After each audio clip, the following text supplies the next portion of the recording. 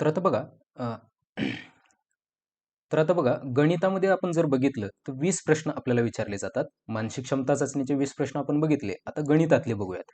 गणितामधला 41वा प्रश्न. ओके, म्हणजे गणितातला पहिला आणि सुरुवातीपासून बघितला तर 41वा प्रश्न. पुढील बार डायग्राममध्ये वेगवेगळ्या देशाच्या क्रिकेट संघाने खेळलेल्या सामन्यांची संख्या दाखवण्यात आलेली आहे. ऑस्ट्रेलियाच्या संघाने पाकिस्तानच्या संघापेक्षा किती अधिक सामने खेळले आहेत. म्हणजे इथं एक आलेख दाखवलाय. त्या आलेखातली माहिती आपल्याला वाचायची आहे आणि त्यावर प्रश्नाचं उत्तर द्यायचं आहे. काय म्हणते, ऑस्ट्रेलियाच्या संघाने पाकिस्तानच्या संघापेक्षा किती जास्त सामने खेळलेत. मग आधी आपल्याला त्या संख्या काढाव्या लागतील. आता पाकिस्तान कुठं आहे, इथं आहे. पाकिस्तानच्या संघाने किती सामने खेळलेत बघा, पाकिस्तानचा जो स्तंभ आहे त्यानुसार जर बघितलं तर पाकिस्तानने किती केले आहेत, पाकिस्तान जर बघितलं तर 24 सामने खेळलेत. आणि ऑस्ट्रेलिया जर बघितलं तर बघा, हा ऑस्ट्रेलियाचा अशा प्रकारे इकडे रेष आहे, 32 आहेत. ओके, म्हणजे ऑस्ट्रेलिया 32 आहेत. मग 32 सामने ऑस्ट्रेलियानं आणि पाकनं 24. मग कोण जास्त खेळलंय, ऑस्ट्रेलियाने खेळलाय. किती खेळलाय बघा, 24. जर कमी केलं आपण तर 12 मधून 4 गेले 8, आजचा 1 0, म्हणजे 8 सामने ऑस्ट्रेलियाने जास्त खेळले. मग आता 41चं उत्तर काय आलेलं आहे, ऑप्शन नंबर ए जे आहे 8. ओके, तर अशा प्रकारे आपल्याला काय करायचं, हा आलेख म्हणजे पहिल्यांदाच हा घटक समाविष्ट झालाय बघा नवोदयच्या परीक्षेमध्ये. आलेख हा घटक जो आहे तो या वर्षीपासूनच यावर प्रश्न विचारले जाऊ लागले. ठीक आहे, तर मग काय आलं प्रश्न, 41व्या प्रश्नाचं उत्तर आलं ऑप्शन नंबर ए. त्याच्यानंतर जर आपण पुढे गेलो तर पुढचा आहे बघा, पुढचा देखील जो प्रश्न आहे तो देखील याच वर्षी काय झालेला आहे, ऍड झालेला आहे. ओके, बघूयात आपण काय आहे. तर बघा एक कोन दिलंय, एक आकृती आपल्याला दिलेली आहे आणि त्या आकृतीचं निरीक्षण करून आपल्याला काय करायचं आहे, आकृती थोडी झूम करतो मी म्हणजे तुम्हाला ती व्यवस्थित वाचता येईल. ओके, अशा प्रकारे आणि मी त्याचं उत्तर इथंच काढतो.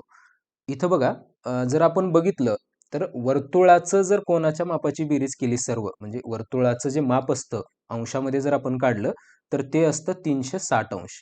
किती असतं, 360 अंश हे असतं त्याचं माप. ओके, मग आता इथं जर बघितलं तर हा एक समजा आपण वर्तुळ घेऊयात. तर वर्तुळामध्ये हे सर्व कोन आहेत. मग या सर्व कोनांच्या मापाची बेरीज किती असायला पाहिजे, 360 असायला पाहिजे. मग इथं कोन AOB, कोन BOC, कोन COD आणि कोन DO यांच्या मापाची बेरीज काढा आपल्याला. मग आधी आपण कोन AOB चं माप घेऊयात. कोन AOB किती आहे, AOB x आहे बघा, आहे की नाही, x आहे. त्याच्यानंतर दुसऱ्या कोनाचं माप घेतो कोन BOC. BOC म्हणजे हा हा कोन आहे 2x. ठीक आहे, त्याच्यानंतर जर आपण बघितलं तर कोन COD तिसरा कोन आहे बघा, हा C, हा O, हा D म्हणजे 4x. 4x हे या कोनाच्या मापाची बेरीज झाली. त्याच्यानंतर जर बघितलं तर DOE हा कोन, याच्या मापाची बेरीज आहे 6x. ओके, आणि उरलेला जो कोन आहे EOA ह्याचं 100 आहे. मग याचं 100 आहे म्हणजे ह्या बाकीच्यांचं किती असायला पाहिजे, 360 मधून हे जर 100 कमी केलो आपण तर उरतात 260. हे कुणाच्या मापाची बेरीज आहे, तर या उरलेल्या सर्व 4 कोनाची, म्हणजे हे झालं 260. मग आता किती झालं, तर 2 बघा 6 आणि 4 10 आणि 2 12 आणि 1 13, म्हणजे ह्या सर्व कोनाच्या मापाची बेरीज झाली 13x. 13x बरोबर 260. तर x बरोबर किती झालं, 13 1 13, 13 2 26 म्हणजे 20 झालं. x च्या मापाची बेरीज किती आली, 20. मग x 20 आहे बरोबर आहे, म्हणजे AOB आला 20. त्याच्यानंतर BOC 2x आहे, 2x म्हणजे किती 40. 4x म्हणजे 4 2 8 80 आणि 6x म्हणजे 6 2 12 120. 20 40 80 आणि 120 असं माप आहे. कुठं आहे, ऑप्शन नंबर ए मध्ये आहे. म्हणजे आपल्याला त्या प्रश्नाचं उत्तर मिळाले. 42वा जो प्रश्न आहे त्या प्रश्नाचं उत्तर काय मिळालं आपल्याला, ऑप्शन नंबर ए. समजलं. त्याच्यानंतर बघा पुढचा प्रश्न आहे 43वा. पुढचा प्रश्न कोणता आहे, 43वा. 3009 सॉरी 3009 नाही तर एकक दशक शतक हजार 10,000 म्हणजे 30,009 ही संख्या आहे. आता 30,009 म्हणजे काय म्हणते, मग 30 10,000 आणि 9 दशक. 9 दशक तर नाही ना, 9 एकक जागी आहे, 9 शतक पण येणार नाही, 9 दशक पण येणार नाही. म्हणजे सरळ सरळ आपण जर 9कड बघितलं तरी देखील आपल्या प्रश्नाचं उत्तर मिळतं ऑप्शन नंबर सी.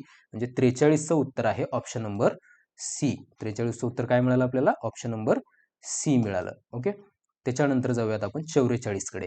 आता 44 काय सांगतो, जर दोन कोनाची बेरीज एक विशाल कोन आहे. दोन कोनाची बेरीज. आता कोन आपल्याला माहित आहे, लघुकोन, काटकोन, विशाल कोन आपल्याला माहित आहे. मग विशाल कोन कोणाला म्हणतात? ज्या कोनाच्या मापाची बेरीज 90 पेक्षा जास्त असते. 90 पेक्षा जास्त असते त्याला आपण काय म्हणतो? विशाल कोन म्हणतो. मग आता कोणत्या दोन कोनाच्या मापाची बेरीज विशाल कोन होऊ शकते आणि कोणता पर्याय अशक्य आहे ते ओळखायचं आपल्याला. मग एक काटकोन आणि एक लघुकोन घेऊन बघा. काटकोन म्हणजे 90 आणि लघुकोन म्हणजे समजा एक 10 अंशाचा कोन घ्या. किती झाला? 100. 100 म्हणजे विशाल कोन, म्हणजे हे वाक्य बरोबर आहे. दुसरं, एक विशाल कोन आणि एक लघुकोन. विशाल कोन म्हणजे 90 पेक्षा जास्त. 100 अधिक एक लघुकोन घ्या, 20 घ्या. किती झाला? 120.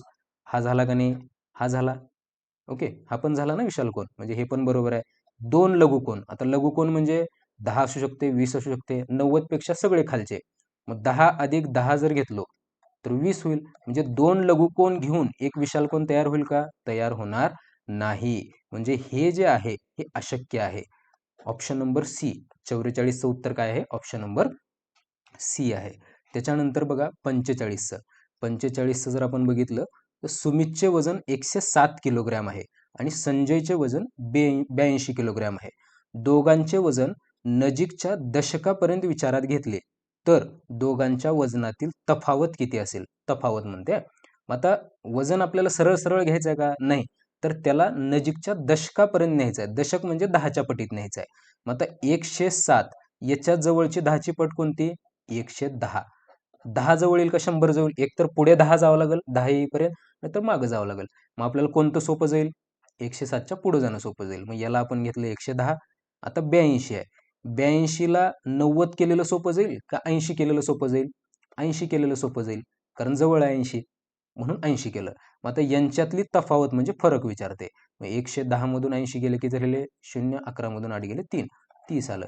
म्हणजे तर त्या दोघांच्या वजनातील तफावत किती आली? 30 किलोग्रॅम आली, जे आहे ऑप्शन नंबर ए. बघा 45चं उत्तर आपल्याला मिळालं. त्याच्यानंतर बघा 46चं. 46चं उत्तर बघूयात आता आपण. एका चौरसाची प्रत्येक बाजू तिच्या 1/3 कमी केली. ओके, 1/3 काय केली म्हणते? कमी केली. एक सेकंड, या बाजूला करूयात आपण.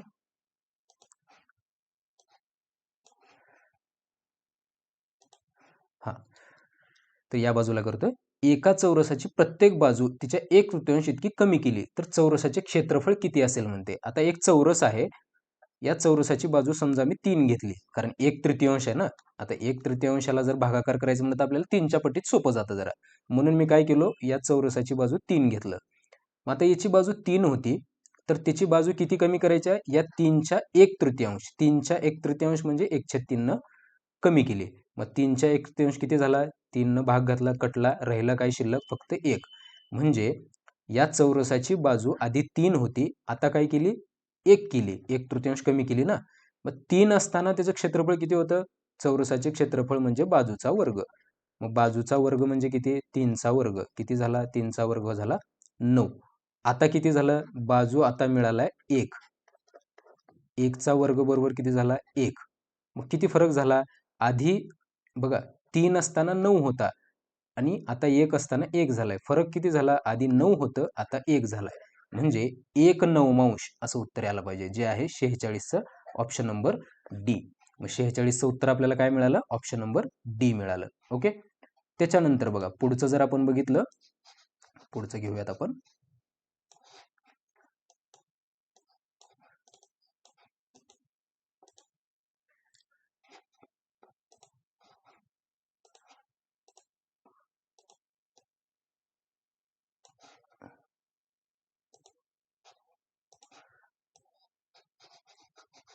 एक सेकंड. हा, चला तर बघा आता काय झालं, एक मशीन एका मिनिटात 12 पानं छापू शकते. ओके, एका मिनिटात 12 पानं छापते एक मशीन. तर एका तासात किती छापेल? काय करायला लागलं आपल्याला? एका मिनिटामध्ये 12 पानं. मग एका तासात किती मिनिट असतात? 60 मिनिट असतात. मग 60 मिनिटात किती छापेल? 12 संग 72, 720 पानं छापेल. ओके, त्या मशीनीला किती छापायचे? 5760 पानं छापायचे. मग काय करायला आपल्याला? 5760 पानं छापायला किती तास लागतील? मग एका तासाला 720 पानं छापते. भागाकार करा, शून्य कटला शून्य कटला. मग आपण 72 जर भाग घातला याला तर बघा 8 जर गुणलं याला 8 दुनी 16 6 1 8 7 56 आणि 57 म्हणजे बघा 72 ला 8 गुणल्यावर 576 येतं. म्हणजे 72 1 72 72 8 576 म्हणजे 8 तास लागतं. किती तास लागतं? 8 तास लागतं. 47चं उत्तर आहे ऑप्शन नंबर बी. ओके. त्याच्यानंतर बघा 48वा प्रश्न आहे. 48वा काय म्हणतोय बघूयात आपण.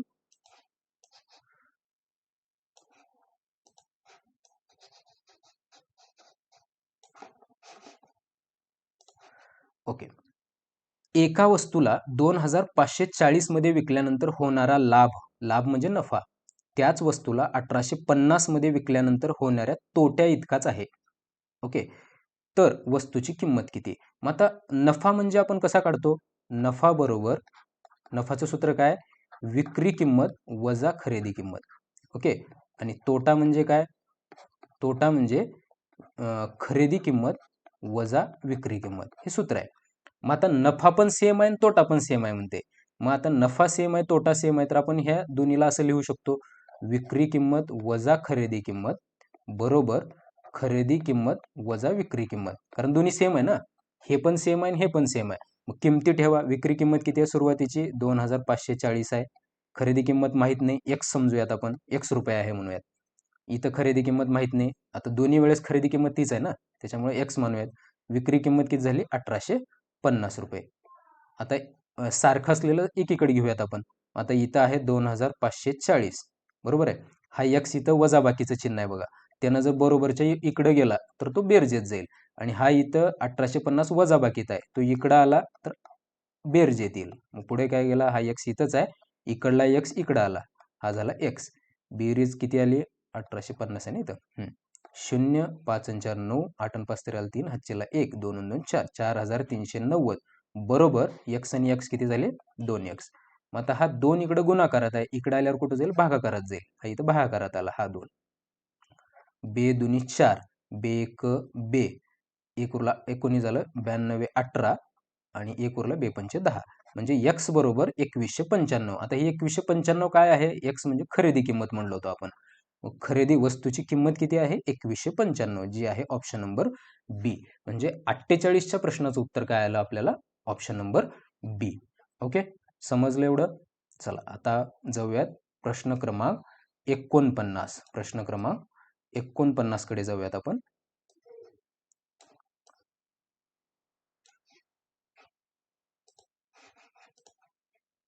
बरं, तर या ठिकाणी काय केलंय? अपूर्णांक दिलेले आहेत, पूर्णांकयुक्त अपूर्णांक दिलेत प्रश्न क्रमांक 49 मध्ये, ते आपल्याला सोडवायचं आहे. मग सोडवून घेऊयात आपण.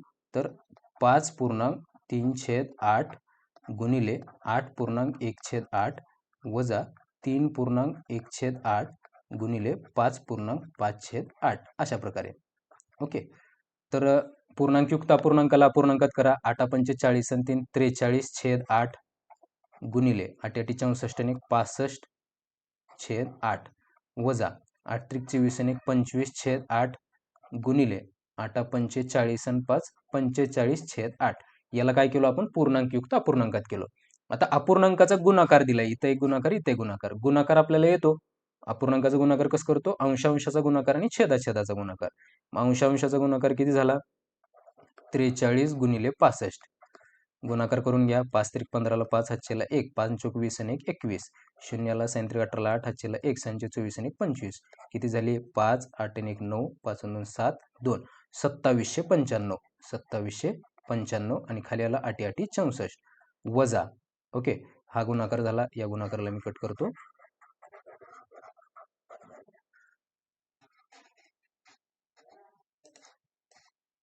एक मिनिट.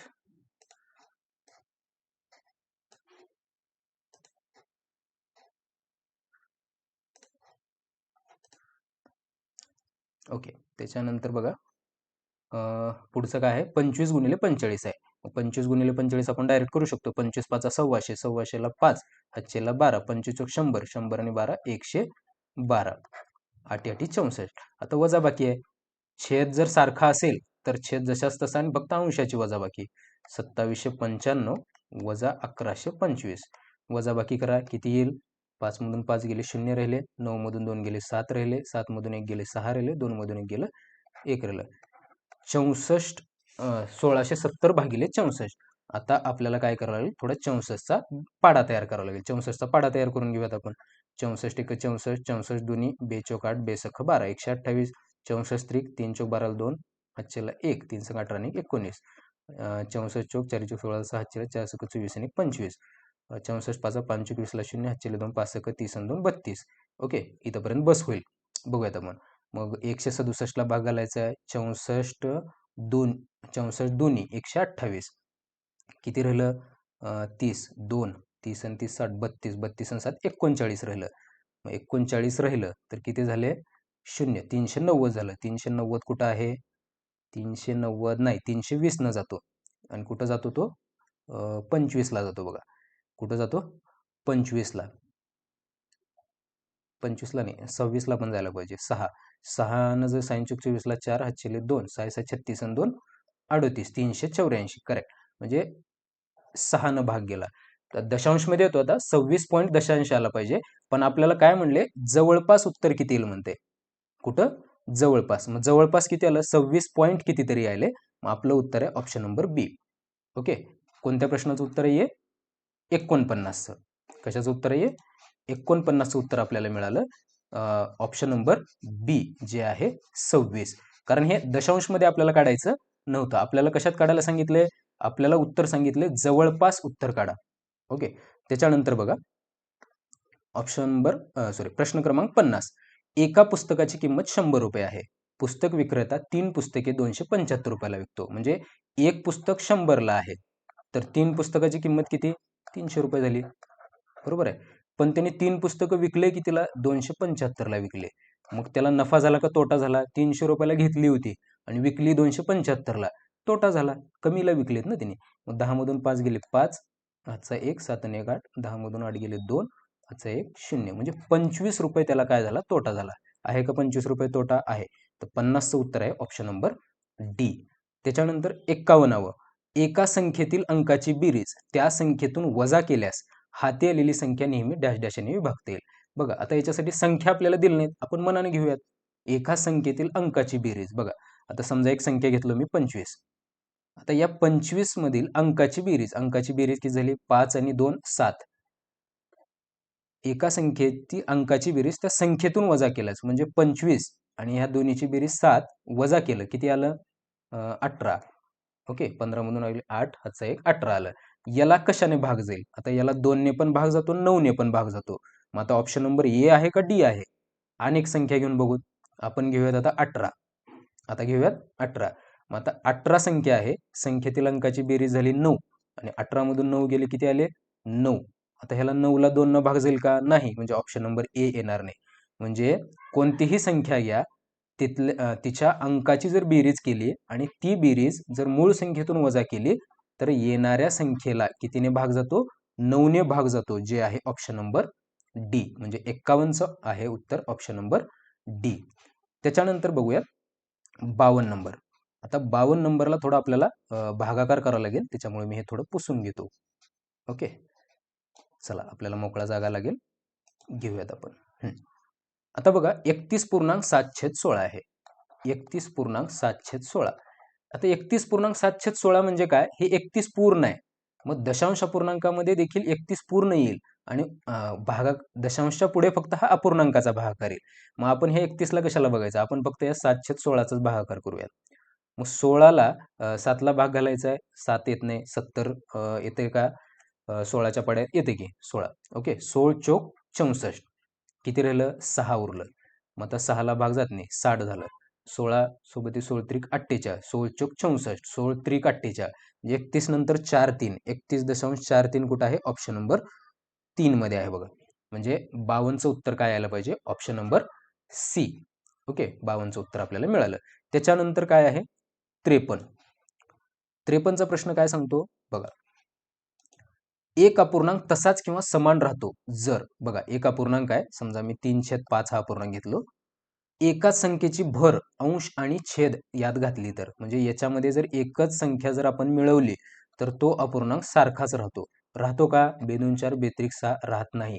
म्हणजे अंशात आणि छेदात बेरीज केल्यानंतर तो अपूर्णांक सारखा राहत नाही. तर काय केल्यावर राहतो? अंशाला आणि छेदाला एकाच संख्येनं गुणल्यावर किंवा भागल्यावर तो अपूर्णांक तसाच राहतो आणि ते आहे ऑप्शन नंबर सी. बघा, आपल्याला जे पाहिजे होतं तो आहे ऑप्शन नंबर सी. एकाच संख्येने अंश किंवा छेद यांना गुणाकार केल्यावर आणि तोही शून्य वगळता काय असतो? तो अपूर्णांक सारखा असतो. त्याच्यामुळं या प्रश्नाचं उत्तर आहे ऑप्शन नंबर सी. त्याच्यानंतर आहे पुढचा प्रश्न, प्रश्न कितवा? 54वा. प्रश्न 54वा. 30 किलो मिठाईतून 2/3 किलो वजनाचे मिठाईचे किती बॉक्स तयार होतील? मग आता बघा, 30 किलो वजनाच्या 10 किलोची मिठाई केली तर आपण काय करतो? त्याला काय करतो? 10 भाग घालतो. म्हणजे 30चे 10 भाग घालतो, बरोबर आहे. मग याला पण भाग घालूयात आपण. कुणाला? 30ला 30 आहे 2/3 किलो वजनाचे. 2/3 किलो वजन म्हणजे किती होतील? बघा, आपण जर याला केलो आपण 2/3 किलो किती होईल? 3 शून्य 3 संग 18, 3 संग 18 म्हणजे जवळपास 600 ग्रॅम झाल्याने होईल. तर बघा, भाग घालतो आपण, असं घेऊयात. आता काय करूयात? 10चे जर बॉक्स करायचे झाले 10 किलोचे तर आपण भाग घालतो. मग याला 30ला जर आपण भाग घातला तर काय होईल? 2/3. मग आता 30ला 2/3 आला तर काय होईल? हा 3/2 येईल असा. मग हे गेला 15 आणि 15 गुणिले 3 काय झालं? 15 त्रिक 45. 45 काय होईल? 45 आहे का? आहे बघा, ऑप्शन नंबर डी आहे. Option number D. म्हणजे 30 किलो मिठाई आहे, त्याचे जर 2/3 किलो वजनाचे जर आपण मिठाईचे बॉक्स तयार केले तर किती बॉक्स तयार झाले पाहिजेत? 45 बॉक्स तयार झाले पाहिजेत, जे आहे ऑप्शन नंबर डी. इथं आपल्याला काय करायचं आहे? त्या जेवढ्या वजनाचं सांगितलंय त्याच्यानं आपल्याला भाग घालायचा आहे. ओके. त्याच्यानंतर जाऊयात आपण पुढच्या प्रश्नाकडे, जो आहे 55 झाला ना आपला? नाही, 55 राहिलाय. ओके. 55 एक आहे जो महत्वाचा आहे आणि चुकण्यासारखा आहे बऱ्याच विद्यार्थ्यांचा. त्याच्याकडे जाऊयात आणि त्याला थोडं सोपं करून सांगण्याचा प्रयत्न करूयात. आता बघा, इथं त्यानं भागाकार करून दिलंय. काय केलंय? 4392ला 3.66 न भाग घातला तर भागाकार 1200 येतो. म्हणजे आपल्याला भागाकार करत बसायचं नाही, फक्त दशांश अपूर्णांकाचं सोडवायचं आहे. मग आता काय करायचं मला? 439.2 याला 36.6 न भाग घालायचा आहे. मग आता काय करूयात? दोन्हीच्या बघा, इथं पण 1 नंतर दशांश, इथं पण 1 नंतर. याला जर मी 10 न गुणलो तर काय येतं? हा दशांश गायब होतो.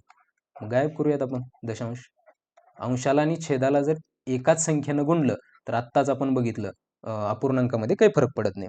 झालं. मग आता जर याला भागलो तर उत्तर काय यायला पाहिजे आपलं? बघा, उत्तर याचं यायला पाहिजे 12. कसं? याला 12 न गुणून बघा. ज्याच्यानं आपण भाग घालणार त्याला जर 12 न गुणलं तर उत्तर येईल. येते का बघूयात? 12 संग 72ला 2 हातचीला 7, 12 संग 72, 72 आणि 7 39, 39ला 9 हातचीले 7, सॉरी 39ला 9 हातचीले सॉरी एक मिनिट, 12 संग 72ला 2 हातचीले 7, 12 संग 72 आणि 7 79, सॉरी 79 हातचीला 7, 12 त्रिक 36, 36 आणि 7, 7 आणि 7 13, 43. आलं बघा, आलं ना? तर या प्रश्नाचं उत्तर यायला पाहिजे 12, जे आहे ऑप्शन नंबर ए. म्हणजे 55चं उत्तर आपल्याला मिळालेलं आहे ऑप्शन नंबर ए. त्याच्यानंतर बघूयात 56चं उत्तर. 56चं काय आहे ते बघूयात आपण. एक आयताकार प्लॉट आहे, त्याचं क्षेत्रफळ आहे 616 वर्ग मीटर, त्याची रुंदी आहे 22 मीटर आणि प्लॉटच्या चारी बाजूला 7.50 मीटर प्रति मीटर या दराने कुंपण घालायचं, एकूण खर्च किती म्हणते. म्हणजे आपल्याला क्षेत्रफळ दिलं आहे त्याचं आणि रुंदी दिले. आपल्याला काय करावं लागेल? कुंपण घालायचं म्हणजे त्याची परिमिती काढावं लागेल. मग आधी आयताचे क्षेत्रफळ दिले, त्याच्याहून लांबी काढूया. आयताच्या क्षेत्रफळाचं सूत्र माहिती आहे तुम्हाला? काय आहे आयताच्या क्षेत्रफळाचं सूत्र? लांबी गुणिले रुंदी. आयताचे क्षेत्रफळ किती आहे? आयताचे क्षेत्रफळ 616 आहे. लांबी माहीत नाही. रुंदी किती दिलंय? 22 दिलंय. मग 22 न भाग घाला. 616 भागिले 22 किती झाला? 22 एक्क 22, 22 दुनी 44. ओके. मग 44 6, 10 सा 16 आणि 17, 176 झालं. 22 8 76. म्हणजे लांबी किती झाली? लांबी किती झाली? 28 झाली. मग आता लांबी माहित आहे, रुंदी माहित आहे, परिमिती आपण काढू शकतो आयताची. मग आयताची परिमिती किती झाली? 2 कंसात लांबी अधिक रुंदी किती झाली? 2 कंसात 28 अधिक 22, 2 गुणिले 8 झाले 0, हाचीला 2 2 4 5, म्हणजे परिमिती झाली 100. म्हणजे जर पूर्ण आपण ते प्लॉट बघितला तर त्या पूर्ण प्लॉटची लांबी आहे 100 मीटर आणि मग भाव काय आहे प्रति मीटर 7.50 आहे. मग 100ला जर 7.50 न आपण गुणलं तर किती मिळतं आपल्याला 2 नंतर दशांश इकडे जाईल म्हणजे 750 रुपये इतकं येईल. कुठं आहे ऑप्शन नंबर डी. 56चं उत्तर मिळालं आपल्याला ऑप्शन नंबर डी. तर यासाठी क्षेत्रफळाचे सूत्र वगैरे म्हणजे परिमिती हे माहित पाहिजे आपल्याला, बरोबर आहे. आणि नवोदयाला आपल्याला तो घटक आहे पण, आहे की नाही, क्षेत्रफळ परिमिती या गोष्टी आहेत. पुढचा बघा 57. एका चौरसाची परिमिती अशा आयताच्या परिमिती इतकी आहे ज्याची लांबी 17 मीटर आहे आणि रुंदी 11 मीटर आहे. बघा, चौरसाची परिमिती ही आयताच्या परिमिती एवढीच आहे आणि त्या आयताची परिमिती किती आहे बघा. आधी आयताची परिमिती काढूयात. 2 कंसात लांबी किती म्हणले 17 अधिक रुंदी किती म्हणले 11. किती झालं 2 गुणिले 7 आणि 1 8 1 आणि 1 2 28 दुनी 56 म्हणजे आयताची परिमिती मिळाली 56. मग आयताची परिमिती जेवढी आहे तेवढीच चौरसाची परिमिती आहे म्हणते. चौरसाची परिमिती पण तेवढीच आहे. मग चौरसाच्या परिमितीचं सूत्र काय असतं 4 गुणिले बाजू. चौरसाची परिमिती आहे 56, बरोबर आहे. 4 गुणिले बाजू. मग आता ह्या 56ला 4 न भाग घालावा लागेल म्हणजे आपल्याला बाजू मिळेल, बरोबर. मग भाग घाला किती झाला 4 1 4 1 उरलं 16 झालं 4 1 16 म्हणजे बाजू आपल्याला किती मिळाली 14 मिळाली. मग आपल्याला बाजू काढायचं का नाही, चौरसाचे क्षेत्रफळ काढायचं आहे. आता इथं बघा पर्यायामध्ये 14 पण आहे. मग आपलं उत्तर निघालं का नाही, आपल्याला क्षेत्रफळ काढायचं आहे. मग चौरसाचे क्षेत्रफळ बरोबर बाजूचा वर्ग. चौरसाचे क्षेत्रफळ करू काय बाजूचा वर्ग. मग 14चा वर्ग काय आला 14चा वर्ग. 14चा वर्ग असतो 196 जे आहे ऑप्शन नंबर ए, बरोबर आहे. 57चं उत्तर आहे ऑप्शन नंबर ए. त्याच्यानंतर आहे पुढचा प्रश्न 58वा.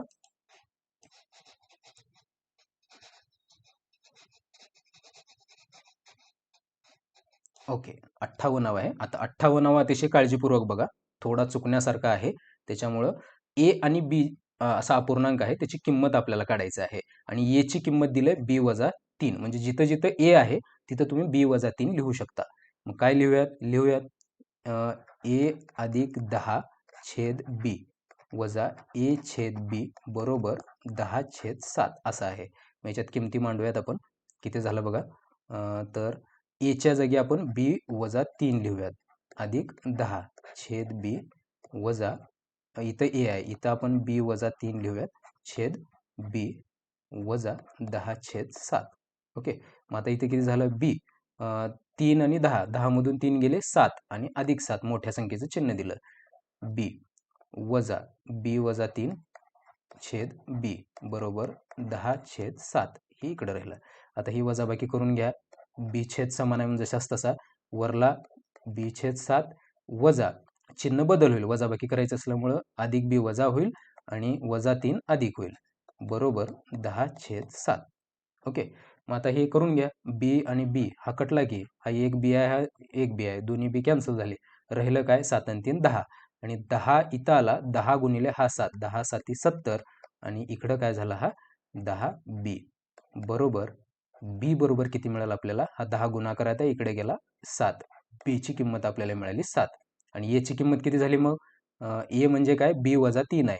ए म्हणजे आहे बी वजा 3 म्हणजे 7 वजा 3 7 वजा 3 किती झालं 4 म्हणजे ए 4 आहे बी 7 आहे तर ए छेद बी किती असायला पाहिजे 4/7 आहे का ऑप्शन नंबर सी. 58चं उत्तर आपल्याला मिळालं ऑप्शन नंबर सी. समजलं. तर बघा तुमचं पण आलं का, थोडा हा प्रश्न अवघड आहे, चुकू शकतो. ज्यानं काळजीपूर्वक सोडवलं असेल त्याचं चुकणार नाही. ओके. त्याच्यामुळं काळजी करायचं नाही, थोडं लक्ष देऊन जर आपण सोडवलं तर आपलं ते चुकणार नाही.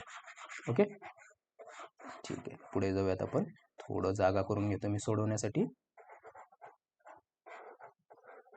ओके चला पुढचा प्रश्न आहे 59वा. 9 6 आणि 0 या अंकापासून तयार केलेली 3 अंकी मोठ्यात मोठी संख्या.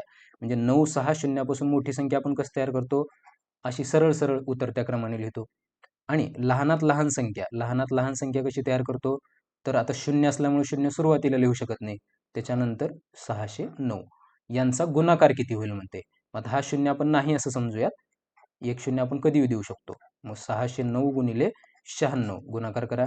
96 54ला 4 हातचेले 5 6 0 0 5 6 6 36 9 हा शून्य इथे घेतला. 981ला 1 हातचेला 8 9 0 0 8 9 सख्खी 54 बेरीज करा. 4 5 आणि 1 6 8 14 4 हातचेला 1 4 आणि 7 आणि 8 5 आणि हा एक शून्य जो आपण सोडला होता तो इथे लिहून टाका.